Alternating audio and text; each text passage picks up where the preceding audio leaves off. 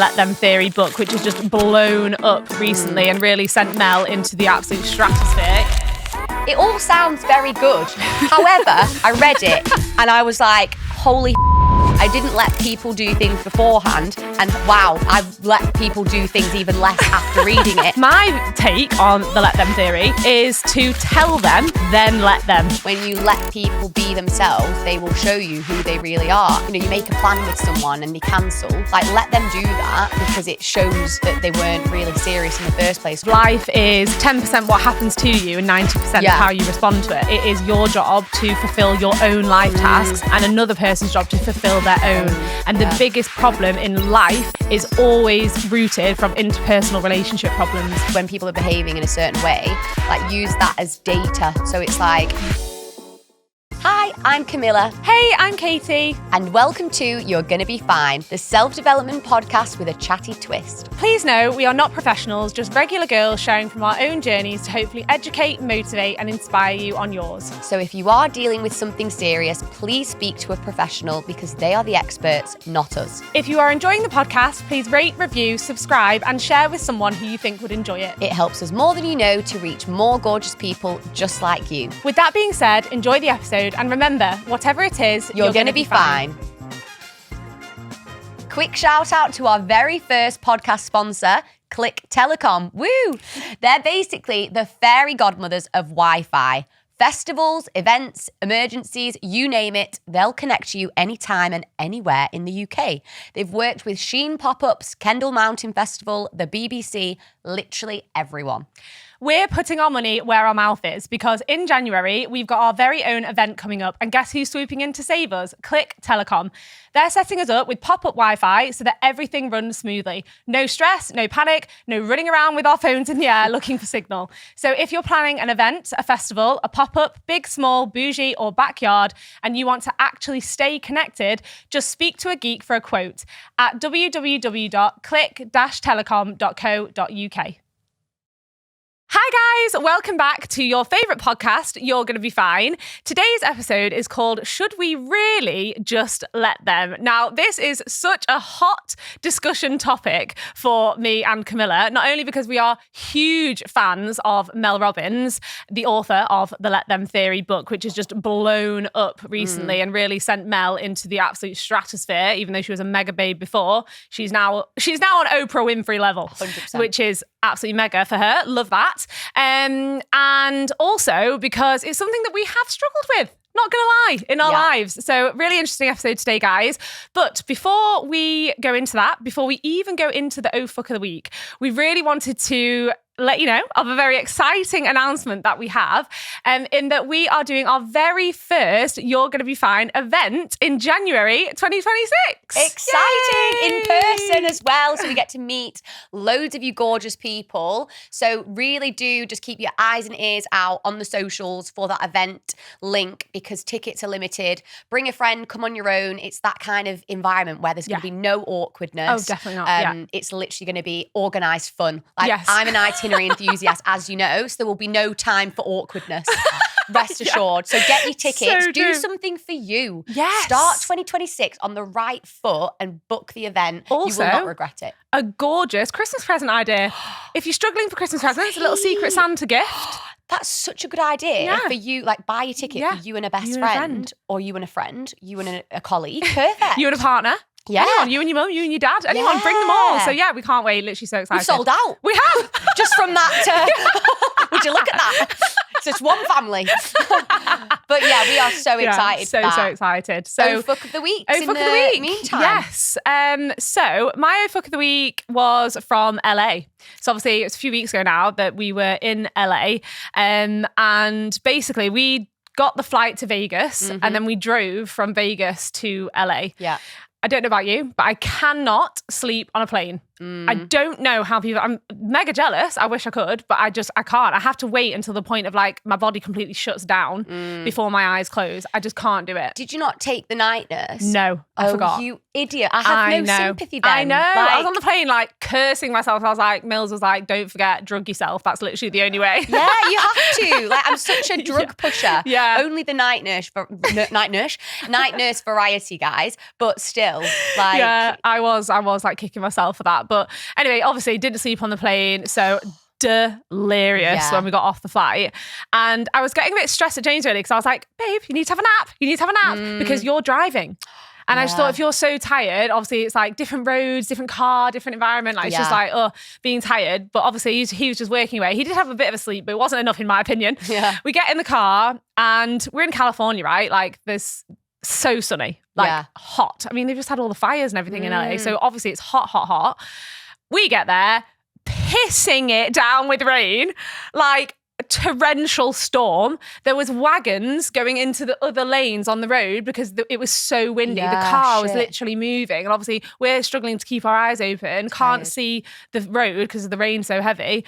And then, so of course, we miss about 6 turnings. A 4-hour journey turned into like a 7-hour journey. I was getting so stressed, but also didn't want a row. So I was just trying to like let them, let him make the mistake, make the wrong turning. I was like, hold your tongue. But in the end, I was like, you've missed another because you're there for 8 days, you only got there on the second to last day. Exactly, just driving around California in loops. It's the classic thing of he's like, well, do you want to drive? No, I don't want to drive, but I want you to drive correctly. Anyway, we get to the hotel and we pull in and I'm like, this doesn't look like the website. Yeah. There's like homeless people everywhere, which obviously LA is kind of known for that, but it was all like down like dodgy roads and it was all like a bit like not the vibe. And Jay's like, I swear you said it was on a beach. I was like, I did. I did say the hotel's on a beach. And this is on a car park. Yes, exactly. This is on an industrial estate. So we pull up, quick Google search confirmed that he had typed in the name but not the location, and there's 2 in LA. So we were in downtown LA when we were staying on Santa Monica Beach. So it was I mean, the beach is the giveaway, isn't it? When you're going towards, and it's just a motorway and roads, like, and there's no beach. But we were so tired that you just don't know your arse from your elbow. You're literally like, oh. So it pulled up and I was like, no, you've typed the wrong one in. So luckily it was only 30 minutes away, but still 30 minutes at that point felt like 3 hours because we were so tired and like we literally didn't sleep for like 24 hours all in all. So finally got to the hotel after all that like hoo-ha and slept like a log literally. And then the trip started. So really the start was a bit tumultuous. Yes, but then after that we did have an amazing time. Good. Although I have to say we went to go and do the actually no, I'll save that for another oh fuck. Okay. Love that. Mysterious woman. My oh fuck is actually, speaking of mystery, actually. Good segue. We've not done a good segue in a long time. Yeah. Mainly because these episodes have been fueled by jet lag. Honestly. And a lot of coffee recently. Yeah. But basically, I feel really bad. So it's a bit of an oh fuck, like I'm a terrible daughter. So my mum is just the cutest person ever. Truly. And she just like organizes really cute activities for the family all the time.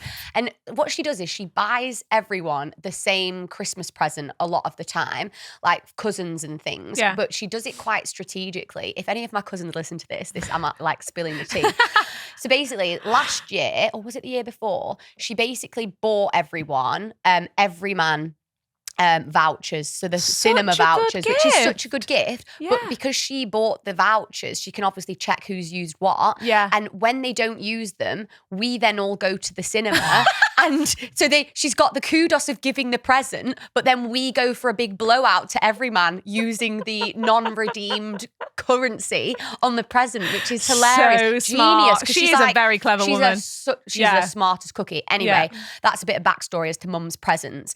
Anyway, I'm sure. So every man was the year before, and then last year's was this mystery picnic that she's obsessed with. So basically you go to like a little city. They do them at a lot of places. They've got like partnerships with like little delis, and the premise of it is that you go to, so this one that she booked was in Whitby, random, in Whitby, and you go to all these different delis, picking up items, solving clues for your mystery picnic, which is so cute, isn't it? That's a cute date idea. It's a great date idea. Yeah. So she was like, oh, like, shall we do this mystery picnic in Whitby? And I was like, oh, like, that sounds really good. So I was like, yeah, I think I'm free. So it's next weekend. Anyway, it comes about that I've double booked and I'm not free because I'm doing this competition at Fitbox. Anyway, so now, like, my mum is having to do this mystery picnic in Whitby in the middle of November, like going around solving clues, getting like a little bit of pate from one deli, like cheese in the other, like freshly made bread from another, like solving clues on her own in Whitby. And I'm just like, and then when she's got all the items of the picnic, she goes and sits and like eats the picnic on her own. So it's not as much a mystery picnic as a really fucking lonely picnic. No, but we're all for the solo date. It's empowering. But reframe. Like, reframe. Don't so cry. I feel awful because I'm like, I'm a bitch. Like, but I feel like I've been all over the place with my diary and I've not had the PD, the paper diary on hand. But I'm hoping that my sister is going to be able to step in for me, fingers crossed, because the thought of my gorgeous mother solving clues on Whitby Beach in the middle of like November is like sending me into a spiral. Like, and she's not very good at clues, bless her. Like riddles, she'll be Googling the answers. But yeah, I just thought that was quite funny. I was like, oh fuck. Can I say that? Just off you saying about any of my cousins listening to this, your cousins do listen to this, because when I met your cousin, he was talking to me and he was like, so, and then he was like, hi, I'm Jack. Oh yeah, because he was like, oh, by the way, I know everything about you, so this conversation's really awkward. And I was like, what do you mean? He's like, I listened to the pod and like, I just don't know what to ask because I know what you're going to say. Like, I know who your boyfriend is, I know where you work, I know all your quirks, I know you're clumsy, I know everything about your parents. I know you're always ill. I know you're always I know, because he said to me, he was like, I was stood next to Katie and like, I just thought, well, I know you, so I've got nothing to ask. But yeah, he does listen to the pod. He'll probably know about the everyman hack, to be fair. It's such a good hack, though. It's like idea. That when you get gifts for your partner, always get like a spa day or a hotel 100%. stay or a holiday, because you're getting a gift too. 100 million%. So it's a hack. Yeah, love buy it. selfish gifts. Facts. So they were really good, actually. I enjoyed those. Great. So back to the let them theory. I've got the book here. If you're watching on YouTube, you can see the very pretty title. The book cover's gorge. She did a really good job there. Yeah, love the vibrant green. Just a little bit of backstory, I guess, for the let them theory. For those that aren't familiar, I feel like everyone must have heard of it though, because it has really just propelled recently. But I got the book as soon as it came out, so it was kind of before it blew up on like TikTok. So I'm not really a big TikToker. No, at all. You're on the pre-order list. Yeah, I was you're on a Stan fan, like really because of the 5-minute keen. rule. Exactly. So you were influenced. So by I that. love her book, The 5-Second Rule, which I feel like 5-second rule. 5-minute rule. You wouldn't get much done, would you? 5 minutes. So yeah, the 5-second rule is incredible. And I feel like that's been overshadowed recently by this book. But I would definitely implore listeners to give that a read. So the let them theory is about not trying to control, fix, or chase people. Instead, you let them reveal who they are and then you decide what to do with that information. So Mel actually does say very openly, like, this is not a new phenomenon. It's something that's based on Stoic philosophy. So like, think about Marcus Aurelius, for example. So we're told to focus on only what we control. So our thoughts, our actions, you can't control their behavior, but you can control how you respond to it. So what she said on the back of the book, so it's basically it's a proven method that teaches you how to protect your time and energy, focus on what matters to you. You've spent too long chasing approval, managing other people's happiness, and letting their opinions hold you back. Learn how to stop giving your power away. Start creating a life where you come first, your dreams, your goals, your happiness. So it all sounds very good. However, plot fucking twist. I read it and I was like, holy fuck. I didn't let people do things beforehand, and wow, I've let people do things even less after reading it. I think, and I said to Katie, I was like, honey, I think I must be broken because I'm reading this and it's just really amplifying how annoying people really are. And how many times I was like reading the book and out and about, I was like, let them, like let them. Like, it just is really difficult because I am someone who does feel compelled to tell people about themselves constantly, which is probably why this book is made for me. But there has been a few people since I've obviously said I've not really let people just be themselves and but there have been a few people that have agreed and been like, I also found that it's so much easier in practice so much easier in theory than it is in practice.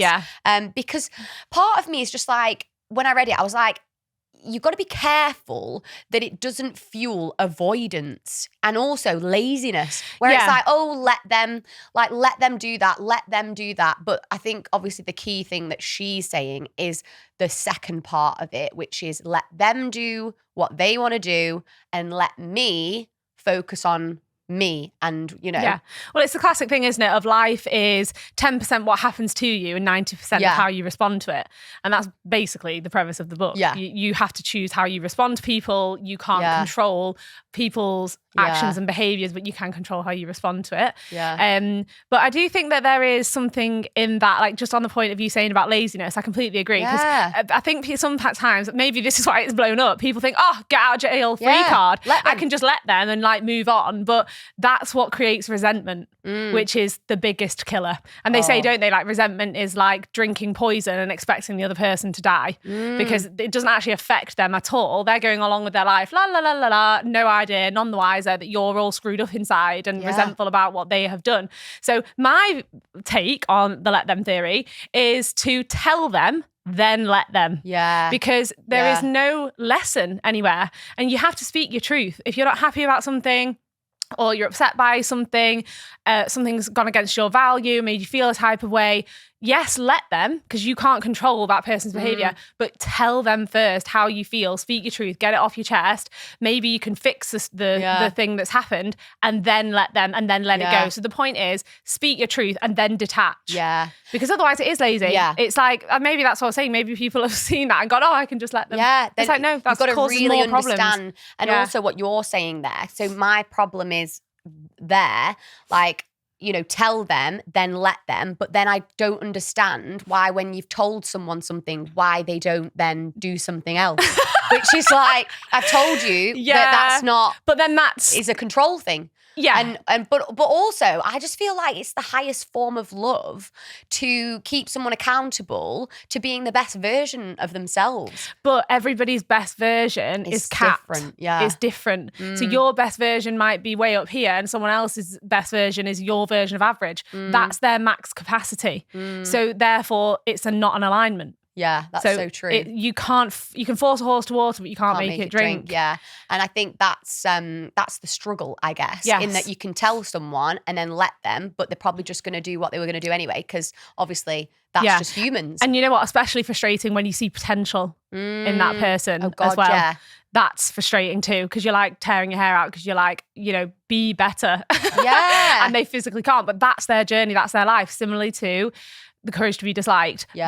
Which is a book, by the way, that I always reference because it's amazing and changed my life.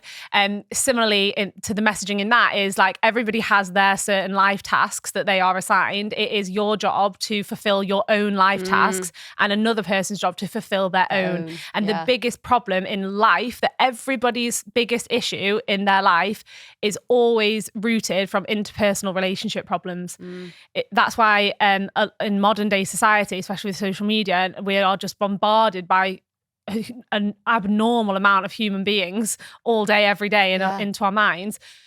Society is getting lonelier because people pull away, because it's hard work. Having interpersonal relationships is hard work. It's really hard. And so a lot of people are lonely, or less connected, or have smaller circles than ever before. Like the phrase, it takes a village. Nobody has a village anymore. Because it's hard work to have a village, to manage all those things. But I think I've kind of taken from this book, though, a positive, which is when people are behaving in a certain way, like, use that as data. So it's like, when you let people be themselves, they will show you who they really are. And that's when we need to believe them. And I think there's a big correlation with behavior, and being data. So if someone, you make a plan with someone and they cancel, like let them do that. Because it shows that they weren't really serious in the first place or whatever's going on with them. But I just think it is tough because if you don't do the let me part and people are just doing the let them, then I think we're fueling a problem of laziness. And that's what I want to avoid. Yes, laziness, but also, as we said, resentment. And actually that's just sparked to my mind. I've just read The Wealth Money Can't Buy. Finally, guys, this is the book that I go on about all the time. Robin Sharma, The Wealth Money Can't Buy. And I've been saying to Katie for years now, and she's like, yeah, it's the next book. It's the next book. And then another book happened to be the next book. And I'm like, honey, do you not trust me? I'm starting to think that there's No, but it was just on such a high pedestal. I felt like I needed like an event to read it. Yeah. So I read it on holiday. Good. It's a holiday read. It is a holiday read. It is definitely a holiday read. And it is amazing. And I was laughing as I was reading it to myself on the plane when I first started reading it because the chapters are so short. It's literally like a page. Yeah. And I remember Mill saying to me, I love a chapter with a book with short chapters because I just feel like, oh, win, another win, another chapter. win, It's like another I've read 12 chapters, but literally the pages. 12 pages. Yeah. It's so good. Yeah. So anyway, in that book, there's a quote or the name of a chapter or something like that. And it's, in fact, I remember it's page 11. Wow. Chapter 11 as well. Yeah, literally. Called Don't Be a Resentment Collector. Yes. It's heavy.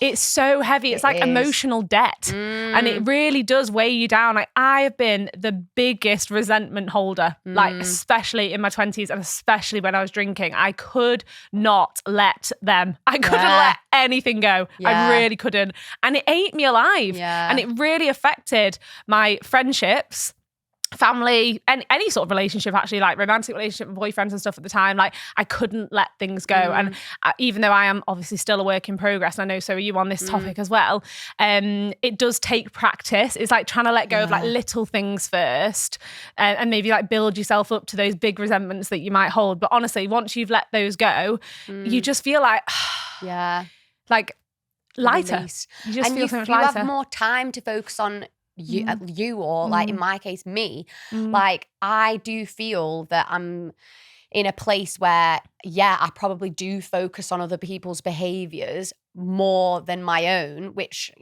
I'm self-aware enough to know that I still need to work on that. So maybe I need to reread the book now because I've read it probably like a year and a half ago now. So maybe I need to reread it. And I always think like in a book, like just because everyone is loving it on social media doesn't mean that you have to love every element of it. And I think that's so important. My dad always talks about the 10% rule. If you read a book and you get 10% out of it, then great. Yeah. Because you're building like little 10% from each book. And and I think it's a good thing to like question and just challenge what we're reading sometimes, because you can have your own take on it. And that's what we've both done on when it comes to this theory. Yeah. Well, as well, you'll read it and you'll probably get a different 10%.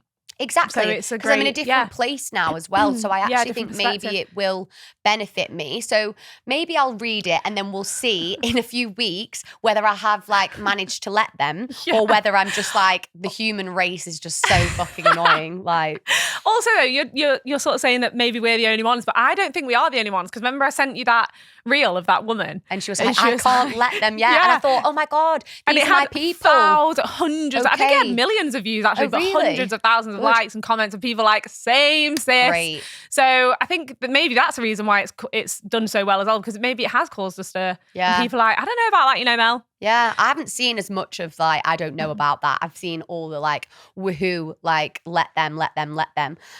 But yeah, really good book in provoking conversations. One thing to say it, another to do it. That's kind of so the main. True. Yeah. All these people are like, let them. I'm like, but are you Are though? you letting them? Or are you just creating content that you know is going to blow up because it's a good bloody topic? Anywho, we'll wrap it up there, guys. But yeah, I think when it comes to should we really just let them, it just depends on what we're letting them do. So we'll wrap it up there, guys. What an amazing episode. Such a good topic to get into. We will be back next week. If in the meantime, you could rate, review, like, and subscribe, and leave a comment. That would be amazing, because that really helps to reach more gorgeous people just like you. We love reading the comments. We love hearing your dilemmas. So don't forget to look out on the socials for an anonymous link, which we will be doing again in a few weeks' time. So have a great day. Speak to you soon. Bye. Bye.